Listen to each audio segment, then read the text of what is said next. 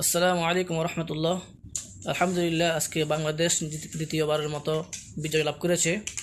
এজন্য মনের আনন্দ উল্লাস একদিকে হচ্ছে, অন্যদিকে যেসব আমাদের ছাত্র ভাইয়েরা শহীদ হয়েছেন তাদের জন্য খারাপ লাগছে। আল্লাহ পাক তাদেরকে জান্নাত নসিব করুক, শহীদি মর্যাদা দান করুক।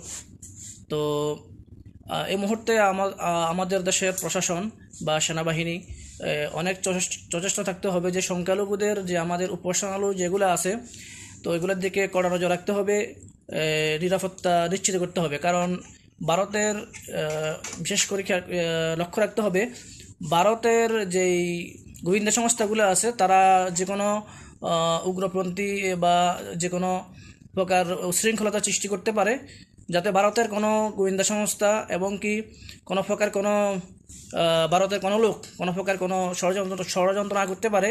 এইদিকে সেনাবাহিনী